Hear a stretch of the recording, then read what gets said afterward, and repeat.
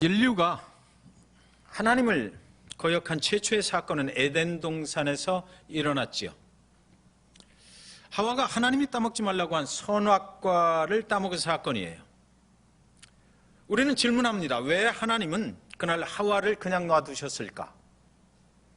그날 하와가 그 선악과를 따먹지 않도록 하나님께서 하셨으면 인류에게 죄인됨을 가져오지 않았을 텐데 왜 하나님은 그날 하와를 그냥 놔두셨을까? 사단도 하와를 유혹을 했는데 그 사단도 하나님이 만드신 피조물이라면 하나님이 그 사단이 하와를 유혹하지 않도록 만들어 버리셨으면 됐을 텐데 왜 하나님은 그 상황 가운데서 가만히 계셨을까? 하나님이 사랑이시라고 하는데 하나님이 사랑이시라면 하나님은 하와가 잘못된 길을 갈 때에 그 길을 가지 않도록 막았어야 되는 것 아닌가라는 것입니다. 그래야 하나님이 인류를 사랑하시는 것이지 죄를 범할 때까지 못 본 채 하고 있다가 하와가 그 선악과를 딱 따서 남편에게 주고 난 그 후에 왜 하나님과 단절되는 그 죄악의 길로 인류를 인도하시게 됐던 것일까? 왜 하나님은 그렇게 못 본 채 하시는 하나님이신가라는 말입니다. 여러분, 신약 성경으로 와서 누가복음 15장에 가면 탕자의 비유가 나와요. 작은 아들이 아버지의 집을 떠나가는 것입니다. 아버지의 유산을 미리 달라고 졸라가지고 그 아버지의 유산을 가지고 아버지의 집을 떠납니다. 그때 아버지는 그 작은 아들의 장래 가운데 무수한 고난이 있을 것을 뻔히 아셨을 텐데도 불구하고 왜 그냥 바라보고만 계셨을까? 아버지가 정말 그 작은 아들을 사랑한다면 나가지 못하게 집에 붙잡아 놔야 되는 거 아닌가? 너는 그래서는 안 된다라고 강력하게 말씀을 하셨어야 되는 것 아닌가라는 거죠. 왜 그 아들의 장래에 고난이 올 것을 뻔히 알면서도 아버지는 참지 않으셨을까?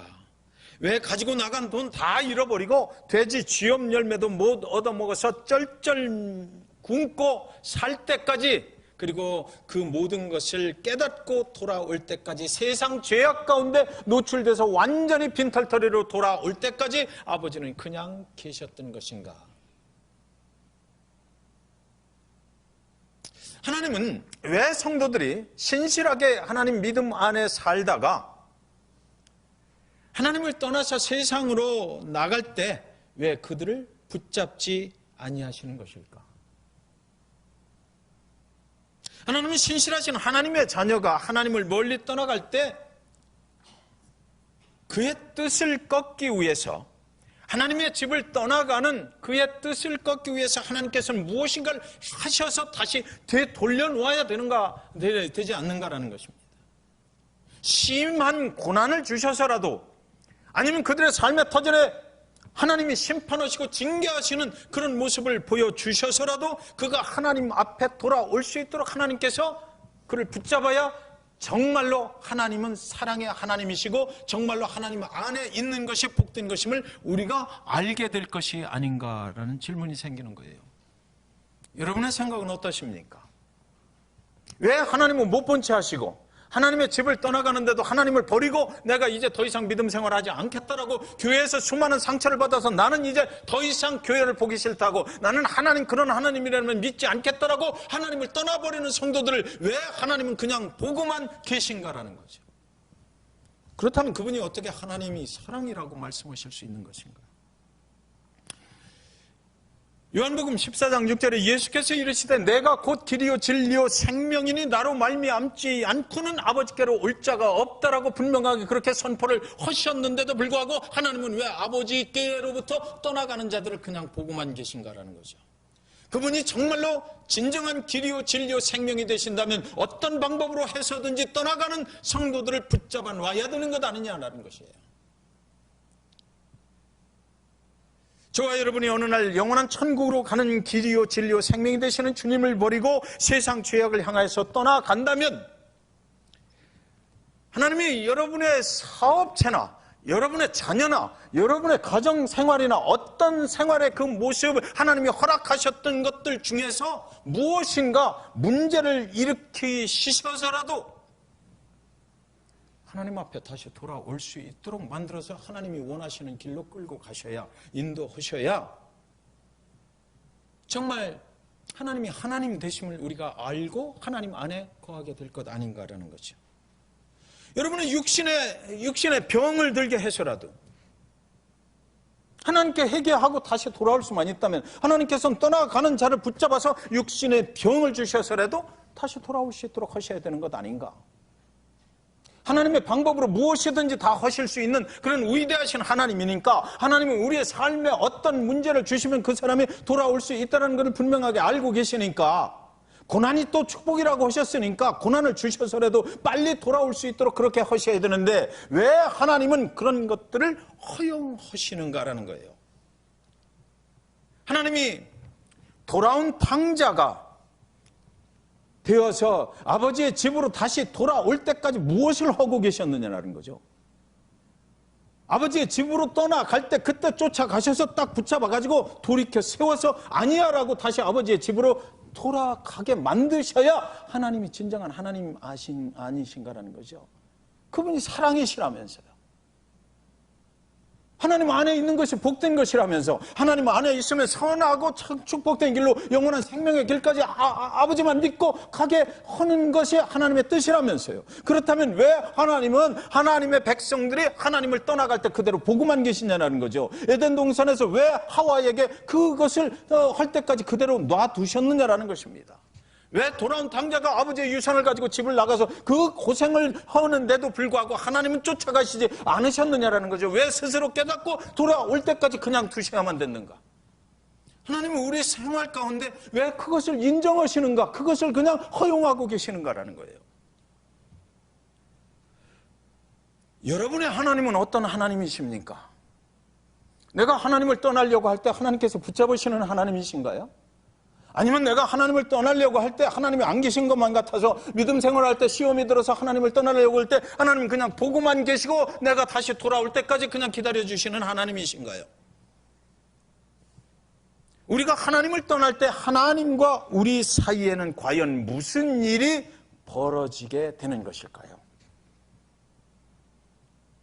8장 1절은 이렇게 시작합니다. 사무엘이 늙음에 그의 아들들을 이스라엘 사사로 삼으니. 사무엘이 이스라엘의 선지자가 된 지가 이제 꽤 오래됐어요. 그의 평생을 하나님께 바쳐진 그런 선지자의 삶을 살았던 사무엘.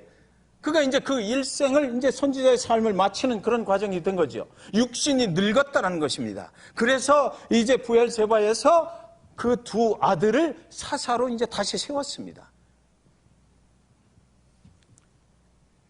그러나 그의 두 아들은 사무엘처럼 행동하지 못했어요. 사사가 돼서 뇌물을 받고 자신의 유익을 위해서 백성들을 학대를 하는 거죠. 이것이 오늘 본문이 시작되는 그 첫 번째 말입니다. 사무엘이 늙었다. 육신이 늙었다. 그의 아들들은 이스라엘 사사로 삼았는데 이제 사무엘처럼 행동하지 않았다. 2절에 가면 그렇게 나오거든요. 그의 몸이 둔해졌다는 것입니다. 여러분, 사무엘은 영적인 이스라엘의 지도자로 세움을 받았는데 이스라엘 백성들이 볼 때 지금 그의 몸이 늙었다. 육신이 말을 듣지 않는다. 그가 영성이 하나님과 얼마나 가까워졌는지, 그의 평생에 이스라엘을 영적으로 인도하기 위해서 하나님과 가까운 관계가 있었는지 아닌지 그거를 묻기 전에 이들은 육적인 것에 질문을 가졌어요. 그가 이제 늙었으니까 더 이상 아무 필요가 없다라는 거죠. 그의 아들들이 사무엘처럼 행동하지 않는다. 행동, 은혜가 아니고 행동으로 그들을 보았다는 것이죠. 더 이상 필요 없다. 사무엘이 잘못된 게 아니라 지금 이스라엘 백성들이 제기하는 문제에 문제가 있는 것 아닌가라는 생각을 해볼 수가 있습니다. 그래서 이 이스라엘 백성들이 이제 문제 제기를 저렇게 해놓고 해결책도 제시를 해요. 이스라엘 지도자들이 이제 다 모여가지고 라마에 있는 사무엘에게 나가서 문제를 제시하고 앞으로 이렇게 하는 것이 좋습니다라고 그것을 요청을 하는데 그것이 솔루션이라는 거죠. 지금 이 문제 사무엘이 늙었고 더 이상 당신의 아들들은 제대로 행동을 하지 않으니까 이제 우리가 기도해서 새로운 사사를 세웁시다. 영적인 그런 분을 우리의 선지자로 다시 하나님께서 허락해 주시기를 원합니다라고 하지 아니하고 이들은 이제 해결책을 제시하는데 육적인 문제를 가지고 육적인 것으로 제시를 해버립니다. 8장 4절 5절에 보면 이스라엘 모든 장로가 모여 라마에 있는 사무엘에게 나가서 그에게 이르되 보소서 당신은 늙고 당신의 아들들은, 이거 문제죠. 당신의 행위를 따르지 아니하니 모든 나라와 같이 우리에게 왕을 세워 우리를 다스리게 하소서 한지라. 문제는 우리가 당신을 더 이상 믿지 못하겠다는 거예요. 왜? 다른 나라들처럼 부응하지 못하니까. 문제는 우리가 당신을 신뢰할 수가 없고 당신의 아들들도 신뢰할 수가 없다는 것입니다. 물론 당신이 하나님의 세우심을 받아서 이스라엘의 영적인 지도자로 이렇게 일을 하고 있지만 우리는 이제 당신을 믿을 수가 없다. 하나님이 세우신 하나님의 선지자를 더 이상 믿지 못하겠다. 왜냐하면 당신이 인도하는 이스라엘이 다른 나라들과 같지 않기 때문이다. 다른 나라들은 우상을 섬기죠. 우상을 섬기고 세상에 왕을 세웠어요. 인간이 인간을 통치합니다. 하나님이 왕이 아니고 세상에 있는 인간이 왕으로 등극을 해서 그 나라 백성들을 통치하고 다스려요. 백성들은 거기에 종속이 돼서 노예살이처럼 그 왕이 지시하는 대로 살아가죠. 그런데 우리가 눈으로 보니까 그들이 부응한다는 것입니다. 눈으로 보니까 그들은 돈도 많이 벌고 눈으로 보니까 그들은 화려하고 눈으로 보니까 그 사람들은 부자로 잘 살고 건강한 것 같아요. 그러니까 사무엘이요, 이제 우리도 우상을 섬기는 다른 나라들처럼 육적인 인간적인 왕을 우리에게 세워주셔서 이 일을 당신이 좀 해줘야 되겠다는 것입니다. 하나님, 그분은 눈에 보이지 않아요. 우리가 그동안 믿어왔던 하나님은 눈에 보이는 사람이 아니에요. 눈에 보이지 않는 그 신을 믿는 것보다는 이제는 눈에 보이는 육신적인 인간적인 신을 우리가 믿고 나가야 되겠다. 다른 나라들처럼 하나님 안에서 우리가 살아가는 것, 그거 별로다 이거죠. 하나님 안에서 살아가다 보니까 하나님은 보이지도 않고 하나님이 역사하시는 것 같지도 않고 하나님은 언제나 말씀하시기를 너희가 믿음이 약해서 그렇다라고 종종 말씀하시고, 다른 나라의 세상적인 인간이 인도하는 그 나라는 화려하고 보기도 좋고 다 같이 으쌰으쌰해서 뭔가를 만들어내는 것 같은데 우리는 그것이 없다. 힘이 없다. 우리는 하나님 안에서는 언제나 연약한 자를 강하게 쓰신다고 하나님께 맡기라고만 하지, 하나님이 내 인생에 직접적으로 개입하셔서 뭔가 이루어진 것 생각해 보니까 별로 없는 것 같다. 내 믿음이 약한 건 생각을 하지 않고 세상에 눈을 돌려서 다른 나라들처럼 하나님 안에 있던 백성들이 이제는 하나님을 안 믿는 사람들이 이루어가는 그 나라처럼 만들어 주십시오라고 요청을 하는 겁니다. 하나님의 백성들이 하나님을 떠나요. 나는 하나님을 더 이상 신뢰할 수 없다는 것입니다. 하나님이 세운 종도 신뢰할 수가 없다는 것이에요. 나는 하나님을 떠나길 원합니다. 세상의 우상을 섬기길 원합니다라는 거예요.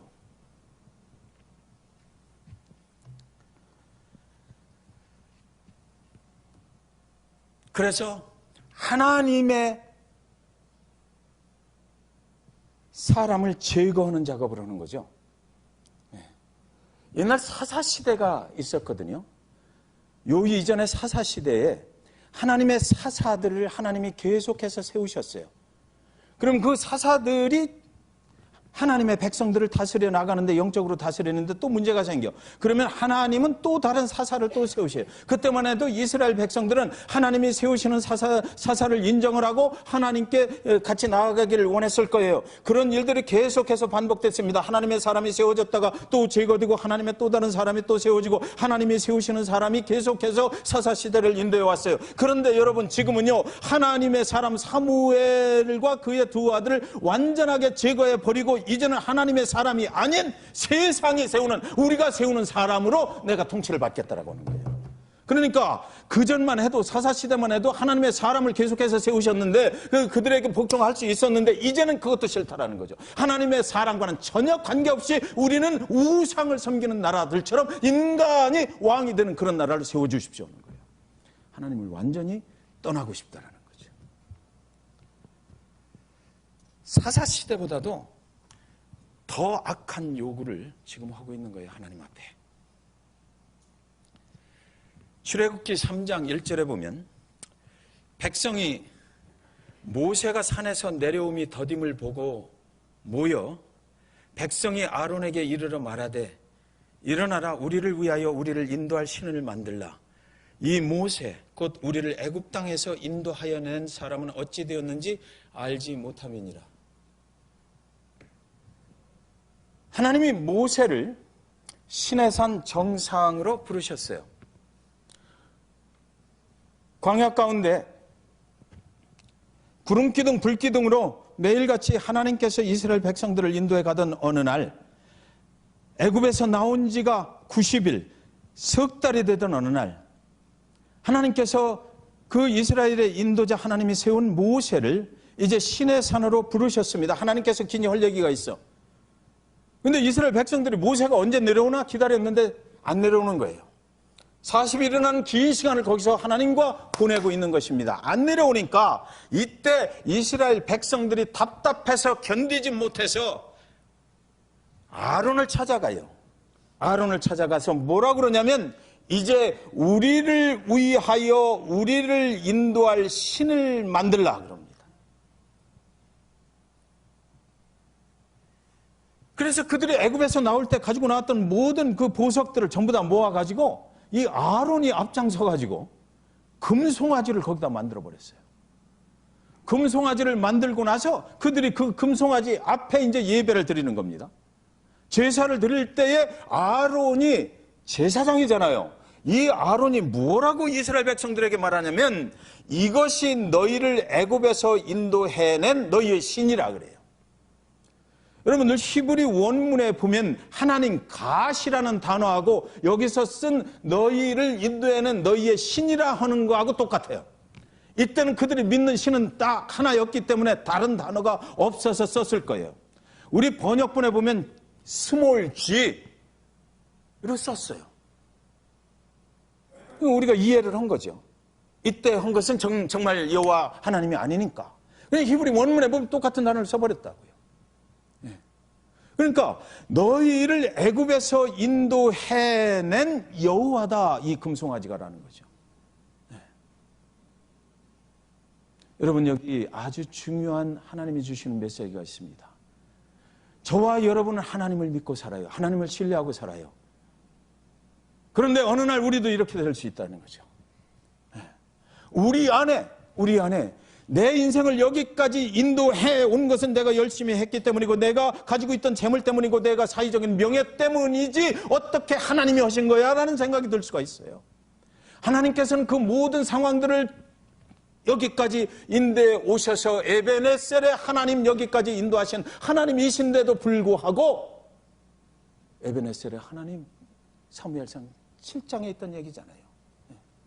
그런데 우리도 이스라엘 백성들처럼 우리 안에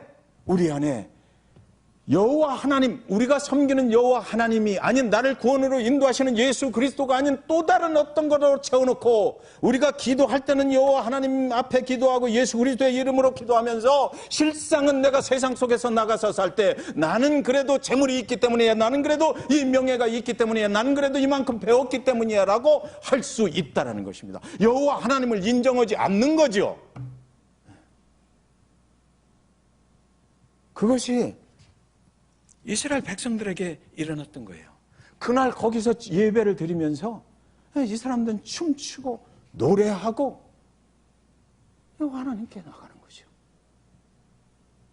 나를 여기까지 인도하신 하나님 그렇게 했을까요? 아니면 비가 오면 생각나는 그 사람을 불렀을까요? 그들은 나는 무슨 찬송을 했는지 정말 궁금해. 금송아지 앞에서 나의 구원자가 되시는 그분, 하나님께서 나를 여기까지 인도하셨다라고 찬양을 했을까? 아니면 한마는 대동강화를 찬양을 했을까? 그럼 금송아지를 세워놓고 무엇을 했을까요? 거기서 바베큐 파티를 벌리는 거예요. 하나님과 모세가 시내산 정상에서 그 바베큐 스멜, 그 정상으로 연기가 올라오니까 그걸 맡았을 거 아닙니까? 얼마나 한심했을까? 얼마나 하나님의 백성들이 하나님의 보시기에 한심했을까?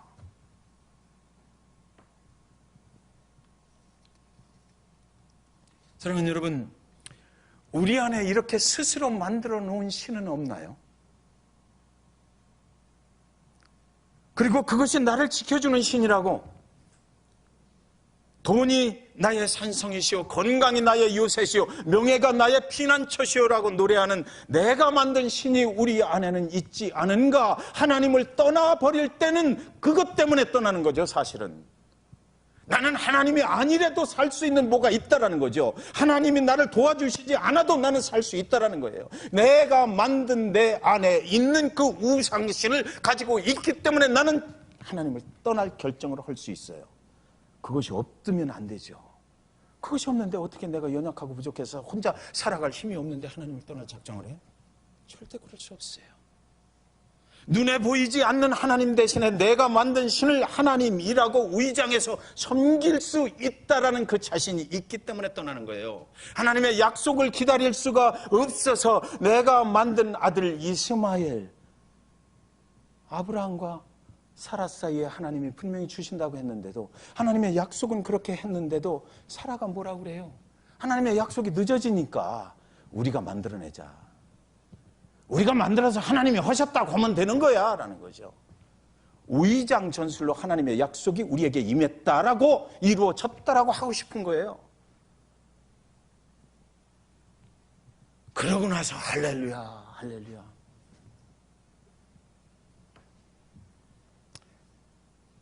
그런데 사랑하는 여러분, 사무엘이 기도하니까 하나님은 말씀하시기를 뭐라고 말씀하시냐면 8장 7절에 여호와께서 사무엘에게 이르시되 백성이 내게 한 말을 다 들어주라 이래요. 난 참 이상해. 하나님을 떠나는 백성들의 말을 다 들어주라는 거죠. 이는 그들이 너를 버림이 아니요 나를 버려서 자기들의 왕이 되지 못하게 함이니라. 네, 나를 버리는 것이다. 하나님이 버림을 받으셨다라는 거죠. 하나님이 버림을 받으셨어요. 원래 이스라엘의 왕은 하나님이셔야만 됩니다. 하나님이 선택을 하셨고 그 하나님께서 왕의 자리에 영적인 왕으로 군림을 하시는 거예요. 군림이라기보다 하여튼 통치를 하시고 다스리시고 섬겨주는 거예요. 그들의 삶을 인도해 가는 거잖아요. 그들이 나를 버렸다. 이스라엘은 더 이상 눈에 보이지 않는 하나님을 왕으로 섬기기를 포기해버린 거죠.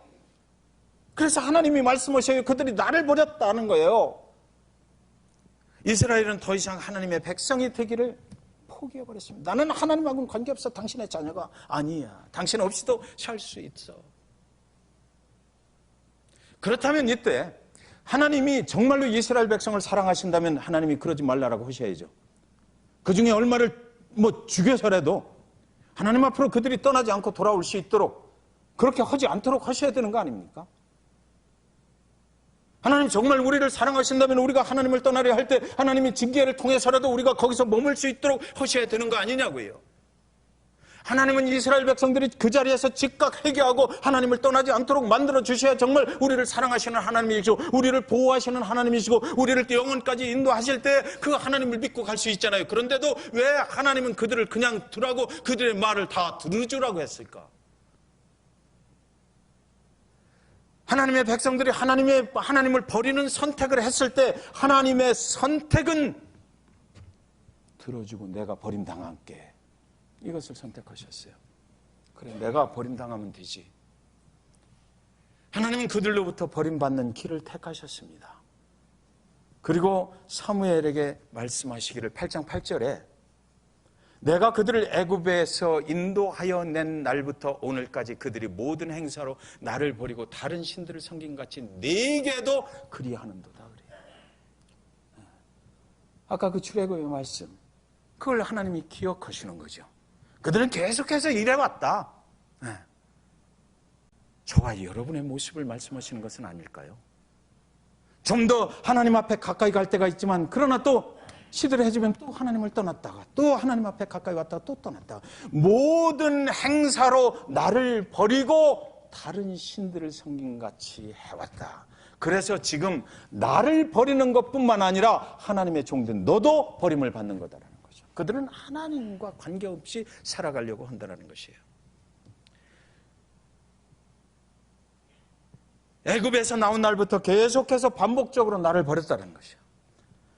사무엘아, 그것은 바로 너도 그들이 버리는 것이다.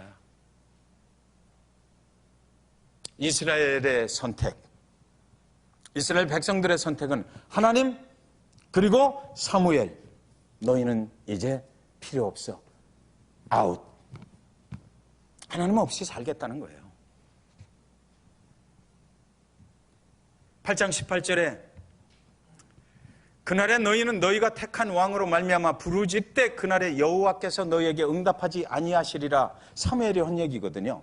이게 뭐냐면 그래서 그 다 들어주라 그러니까 사무엘이 그들에게 설명을 합니다. 다른 나라의 상황을 설명해 줘요. 너희가 인간을 왕으로 세우고 하나님을 거역하고 이제 하나님 없이 인간의 왕의 통치를 받게 될 때는 너희는 분명히 그 왕에게 종속돼서 살리라. 그 왕에게 속박돼서 살리라. 너희는 자유가 없으리라. 너희는 이제 그 왕이 하라는 대로 해야 되고 11조조차도 그 왕을 위해서 바쳐야 된다. 너희는 노예 생활을 해야만 된다. 그렇게 얘기했는데도 그들은 이제 우리는 세상의 왕이 필요합니다라는 거죠. 그 말을 듣지 않아요. 그러니까 사무엘이 말하는 것입니다. 좋다, 그러면 하나님이 그 일을 너희에게 다 들어주라고 했으니까 이제 너희가 그 길을 갈 수 있다. 그러나 나중에 후에 100배 해서 돌아와서 하나님을 우리가 믿었어야 했는데 잘못했습니다라고 너희가 아무리 부르짖어도 그날에 여호와께서 너희에게 응답하지 아니하시리라. 왜요? 왜 그럴까요? 하나님은 사랑이신가 들어주셔야 되잖아. 우리가 나갔다 와도 들어주셔야 되잖아요. 그렇죠? 왜 근데 사무엘은 이렇게 강력하게 얘기했을까? 너희가 아무리 그날에 부르짖어 봐야 하나님께서 도대체 너희의 음성을 듣지 못하시리라, 응답하지 아니하시리라. 왜? 하나님과 단절되어 버렸으니까. 하나님과 관계가 끊어져 버렸으니까. 내가 하나님을 떠날 때 이미 나는 하나님과는 난 관계없이 살겠습니다라고 우상신에게 매달려서 살았으니까, 하나님과 교통할 수 있는 길이 이미 단절됐으니까. 왜 에덴 동산에서 하와가 떠난 것이 그렇게 문제가 됐어요? 하나님과 커뮤니케이션을 할 수 있는 영혼의 길이, 교통할 수 있는 길이 막혀버린 거예요. 그것이 죄거든요.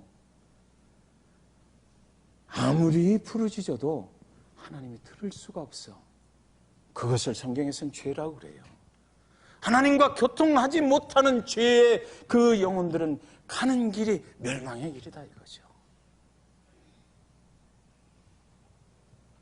하나님의 나라와 세상의 나라, 하나님의 나라와 사단이 역사하는 나라에 어느 쪽을 선택할 것인가, 그것은 항상 저와 여러분에게 묻는 하나님의 질문입니다. 우리가 인생의 어떤 길을 결정을 할 때 하나님께서는 항상 우리의 양심을 통해서, 성령의 인도함을 통해서 우리에게 물어요. 어떤 길을 갈 것이냐. 눈에 보이는 세상의 길을 갈 것이냐, 사단이 역사하는 그 좋아 보이는 보암직도 하고 먹음직도 하고 지혜롭게 할 만큼 탐스럽기도 한 그 길을 선택해서 갈 것이냐, 하와가 그랬던 것처럼. 아니면 지금은 눈에 보이지 않지만 아브라함이 하늘의 별들을 보고 있을 때 어찌할지 몰라, 어디로 가야 할지 몰랐을 때 하나님께서 내 길을 내가 축복하리라. 장 보이지는 않지만 그러나 하나님이 역사하시는 그 길을 너는 갈 것이냐, 그것을 선택할 것이냐고 항상 묻는 거죠. 저와 여러분에게 묻는 질문입니다. 너희가 인생의 길을 선택할 때 어느 길을 선택할 때 두 길밖에 없어요. 이 길이냐 저 길이냐. 눈에 보이는 길이냐 아니면 하나님의 길이냐라는 거예요. 우리의 모습은 어떠냐 이거죠. 인간의 선택은 하나님의 나라가 아니었다라고. 지금 여기 이스라엘 백성들이 선택한 것은 하나님의 나라가 아니었어요. 다른 나라들처럼 되는 거였어요. 보기 좋아 보이는 것처럼 되는 거였어요. 세상 다른 사람들처럼 보암직도 하고 먹음직도 한 것을 나는 원한다라는 거죠. 인간은 그것을 향해서 떠났습니다. 여호와께서 들어줘라. 인간은 그 길로 갔어요. 여러분, 왜 기도해도 부르짖어도 응답되지 않는가? 여기 정답이 있죠. 왜 그렇게 내가 열심히 부르짖고 그렇게 애통하며 통곡하며 부르짖는데도 하나님께서 응답하지 않는가? 내가 원하는 것을 왜 안 들어주시는가? 그것의 정답이 여기 있어요. 하나님과 단절됐기 때문이에요. 하나님과 교통하고 있다면, 내 영혼이 하나님 안에 있다면 하나님은 분명히 응답하십니다. 왜? 하나님께서는 말씀하셨기 때문에, 약속하셨기 때문에. 그러니까 우리가 기도할 때 응답되지 않는다는 생각이 들면 한번 내 영혼이 정말 하나님 앞에 진정으로 교통하고 있는지, 나는 정말 구원받은 영혼인지, 예수 그리스도 그 영혼으로 내가 하나님 손잡고 가는 사람인지를 분명하게 살펴봐야 되는 거죠. 예. 세상에 미신을 믿는 사람들이 예수 그리스도의 이름으로 기도한다고 그러면 그게 됩니까? 안 되죠. 하나님과 교통할 수 있는 길이 전혀 없는데, 하나님이 들으실지를 못하는데.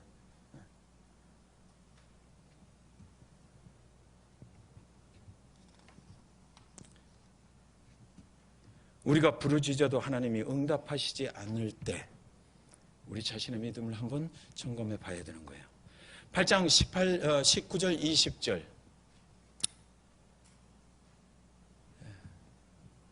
백성이 사무엘의 말 듣기를 거절하여 이르되 아니로소이다.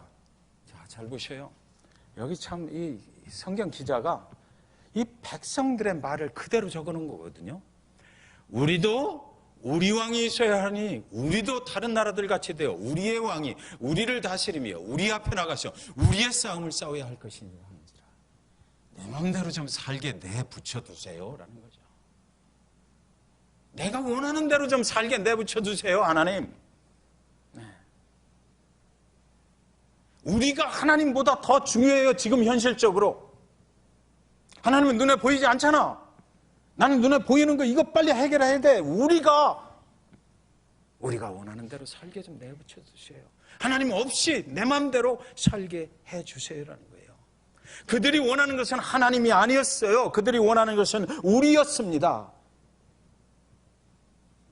우리를 위하여 우리 왕이 있어야 한다는 것이에요. 하나님 나라를 위하여 육신의 나라를 끄집어내리는 거. 하나님 나라를 지금 육신의 나라로 끄집어내려버리는 것입니다. 하나님을 믿고 살던 백성들이, 하나님만 바라보고 살던 그 백성들이, 그래야 될 백성들이 이제는 하나님을 떠나보내고 육신의 이 땅에서의 문제에 급급해서 이 땅에서 눈에 보기 좋은 것으로 나는 살아야 되겠다라고 결정을 해버린 거예요. 하나님 없이. 하나님과는 전혀 관계없이 살겠다는 거죠. 단절을 얘기하는 것이에요. 8장 22절에 여호와께서 사무엘에게 이르시되 그들의 말을 들어 왕을 세우라 하시니 사무엘이 이스라엘 사람들에게 이르되 너희는 각기 성읍으로 돌아가라. 게임 끝났어요. 하나님께서 그들의 말대로 들어줘라. 그러니까 사무엘이 그래 알았다 돌아가라. 그리고 이제 뭐 사울왕을 세우고 뭐 이렇게 나가는 거죠. 왕정 시대가 시작이 되는 겁니다. 우리가 생각할 때 이제 하나님은 모든 것을 포기하셨구나. 하나님은 이스라엘 백성들에 대한 기대를 포기하셨구나라고 말하고 싶어요. 하나님은 더 이상 이스라엘 백성들에게 관여하시지 않으실 것 같아요. 하나님이 세상에 왕을 세우시는 것을 허락하셨구나 그렇게 생각할 수 있어요. 하나님을 떠나고 하나님을 버린 백성들을 위해서. 그런데 여러분, 이 뒤에 성경은 계속해서 구약과 신약이 연결되잖아요.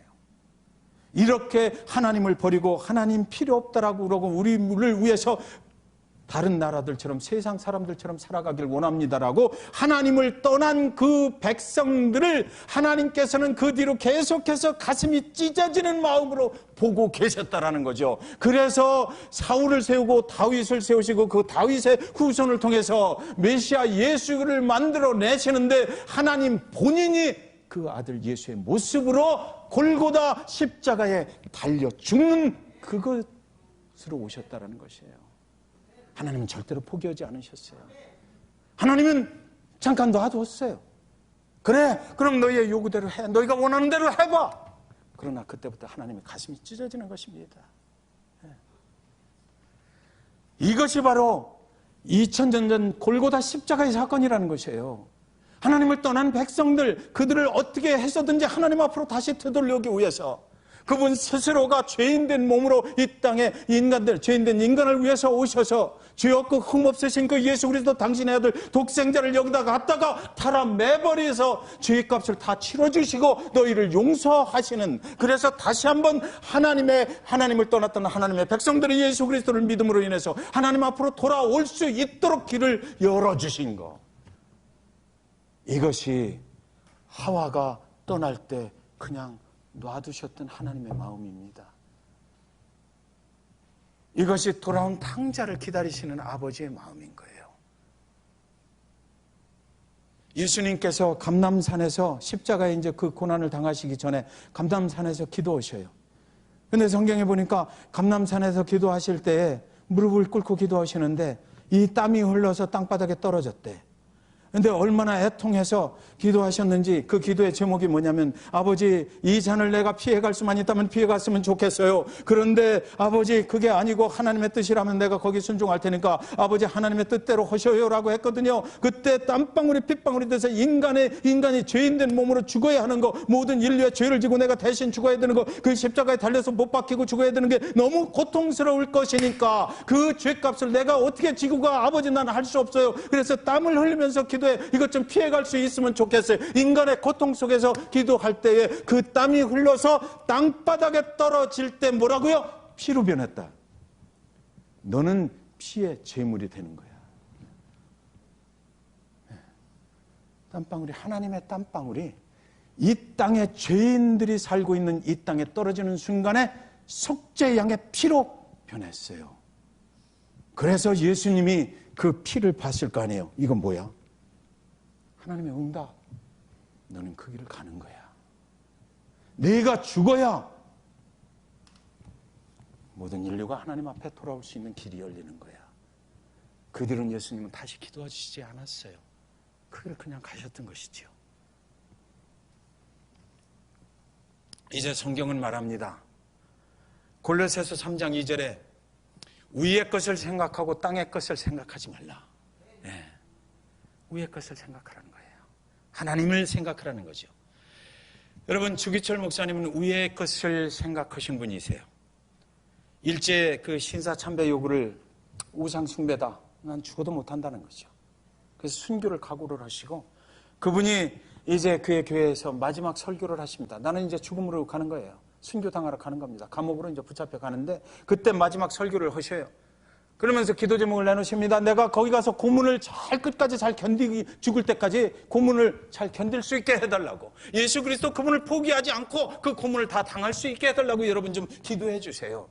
내가 거기 가서 풀려나게 기도해달라는 것이 아니고 내가 이제 죽습니다. 순교합니다. 그런데 그 고문을 잘 감당할 수 있는 그런 힘을 달라고 그렇게 기도를 부탁하셨어요. 그리고 나서 그분이 이 말씀을 인용을 하십니다. 그 설교에서 히브리서 12장 2절에 믿음의 주요 온전케 하시는 이인 예수를 바라보자. 저는 그 앞에 있는 즐거움을 위하여 십자가를 참으사 부끄러움을 개의치 아니하셨더니 하나님 보좌 우편에 앉으셨느니라. 위의 것을 바라보는 자는 하나님 우편 보좌에 앉게 됩니다. 예수 그리스도 그분께서 우리의 거처를 그곳에 지금 준비하고 계셔요. 우리가 승리한다는 것은 무엇이에요? 우리가 축복받는다는 것은 무엇입니까? 하나님이 약속하신 하나님의 나라로 들어가는 것이잖아요. 이 땅에서 좀 고난과 환난이 있다고 해서 하나님을 떠나시면 안 돼요. 그것을 참고 견딜 때에 하나님의 능력으로 우리는 견딜 수 있고 인내할 수 있고 참을 수 있고, 그 주기철 목사님이 나의 고문을 잘 당하게 해달라고 기도 부탁을 하셨던 것처럼 여러분의 삶 가운데 혹시나 어려움 당하세요, 환난이 있어요, 믿음을 지키기 어려우세요, 그때 제발 하나님을 떠나는 결정을 하시면 안 되는 거예요. 그 안에 계셔야 되고 하나님과 함께 끝까지 같이 갈 수 있도록 하나님께서 능력을 주시길 원해야 되고 온전케 하시는 이인 예수를 바라보자. 그것이 저와 여러분의 축복인 것입니다. 우리는 그 예수 그리스도가 있잖아요. 예수는 스틸 여전히 우주 만물 가운데 왕 중의 왕이시고 신 중의 신인 것입니다. 여러분 그 안에 있으신 것을 행복으로 받으시기 바라고 믿음의 축복을 받으시길 주님의 이름으로 간절히 축원드립니다. 왕이신 나의 하나님 한번 찬양 드리겠습니다. 같이 일어서셔서 찬양 드리고